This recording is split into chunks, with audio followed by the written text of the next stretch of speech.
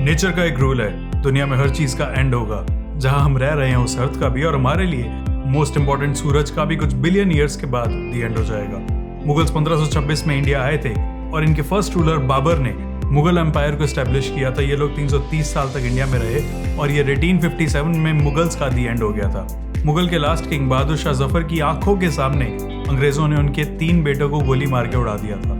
ये उस टाइम की बात है जब 1857 में ब्रिटिश ईस्ट इंडिया कंपनी के अगेंस्ट फ्रीडम रेवोल्यूशन की शुरुआत हुई थी। इस रेवोल्यूशन के 90 साल तक इंडिया ने फ्रीडम के लिए स्ट्रगल किया।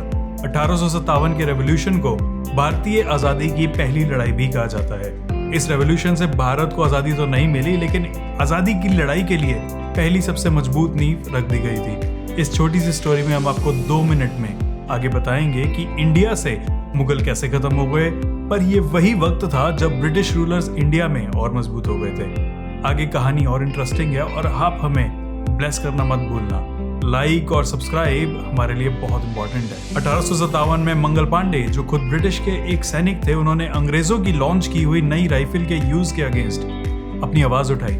आप जानते हैं क्यों? क्योंकि 1857 में भारतीय सैनिकों को अपनी बंदूक में इस्तेमाल करने के लिए जो कार्ट्रिजेस यानी कारतूस दिए गए थे, उसे पहले दांतों से काटकर फिर बंदूक में डालना होता था। कहा जाता है कि इन कारतूसों को बनाने में गाय और सूअर की चर्बी का इस्तेमाल होता था, और इसी के अगेंस्ट मंगल पांडे समेत कई और सैनिकों ने विरोध किया। पर अंग्रेजों ने सैनिकों को अपने पैरों की जूती समझा और उन्हें इग्नोर कर दिया।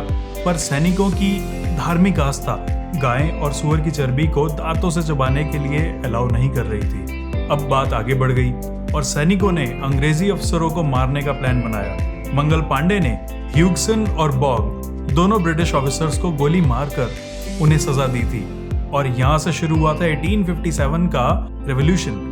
मंगल पांडे के साथ सैनिक और आम लोग दोनों विद्रोह करने लगे, लेकिन ब्रिटिश मिलिट्री ऑफिसर्स ने इस सैनिक विद्रोह को आसानी से कंट्रोल कर लिया था।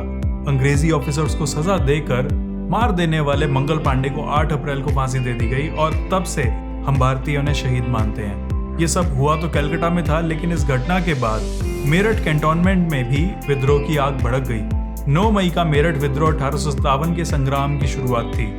10 मई 1857 को मेरठ में भी भारतीय सिपाहियों ने ब्रिटिश अधिकारियों की हत्या कर दी और फिर जेल को तोड़ दिया। फिर 11 मई को मेरठ रेवोल्यूशनिस्ट अंग्रेजों को कुचलने के बाद एक ही दिन में दिल्ली पहुंच गए, और सैनिकों ने दिल्ली में बैठे हुए मुगल किंग बहादुर शाह जफर के साथ मिलकर पूरी दिल्ली पर अधिकार कर लिया। अब ही जाकर बहादुर शाह जफर पिक्चर में आए थे। सैनिकों ने मुगल सम्राट बहादुर शाह को इंडिया का किंग डिक्लेयर कर दिया।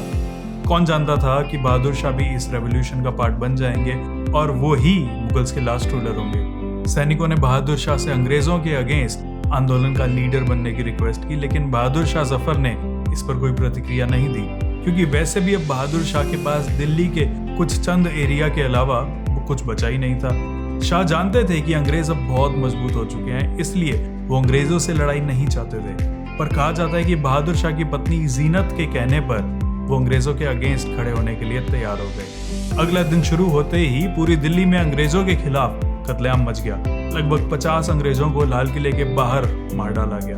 दिल्ली से अंग्रेजों को निकाल फेंका गया और उनकी इमारतों और हथियारों पर सिपाहियों का कब्जा हो गया।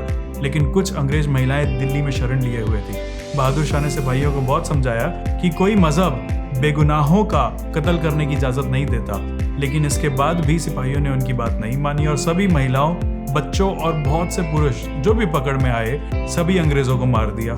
रेवोल्यूशन अपनी हीट पे था और सिपाहियों ने कश्मीरी गेट में छुपे अंग्रेजों पर तोप से गोले चलाए। अंग्रेज अब यहाँ से भी भागने को मजबूर थे। वैसे तो 81 साल के बहादुर शाह जफर को हिंदुस्तान का एम्परर घोषित कर दिया गया था, लेकिन भारत के रेवोल्यूशनरी ऑर्गेनाइज तरीके से वॉर नहीं लड़ रहे थे। अंग्रेजों के पास वायर्ड कम्युनिकेशन के रिसोर्सेज थे, जिस रीजन से वो अपनी सेना को जरूरत की जगह पर टाइम से भेज देते थे। उन दिनों दूसरे राजा अंग्रेजों से मिलकर रहना सही समझते थे, पर बहादुर शाह जफर ने अंग्रेजों से हाथ मिलाने के बजाय उन्हें खदेड़ने का ऐलान किया। लेकिन ये लड़ाई कुछ ही दिन चली और 21 सितंबर को अंग्रेजों ने बहादुर शाह को ही गिरफ्तार कर लिया। अंग्रेजों के अगेंस्ट लीडरशिप करने के लिए उन्हें बहुत भारी कीमत चुकानी पड़ी। दिल्ली तक सिमट चुका एम्पायर भी जफर के हाथ से निकल गया, और साथ ही जफर के 2 बेटों और एक जवान पोते को जफर की आंखों के सामने ही गोली मार दी गई। जफर पर मुकदमा चलाया गया और उन्हें देश से निकालकर रंगून की जेल में डाल दिया गया, जहां मुगलों के आखिरी शासक बहादुर शाह ने दम तोड़ दिया। और इसके साथ ही शाह जफर की दिल्ली में 2 गज जमीन के नीचे दफन होने की हसरत भी पूरी ना हो सकी। जफर के बच्चे पहले ही मार दिए गए थे और अब जफर के साथ मुगल एम्पायर भी यहीं खत्म हो गया। पर 1857 में मंगल पांडे को दी गई फांसी के साथ ही फ्रीडम रेवोल्यूशन की शुरुआत हो गई थी और इसीलिए 1857 हम इंडियंस के लिए इम्पोर्टेंट हो गया था।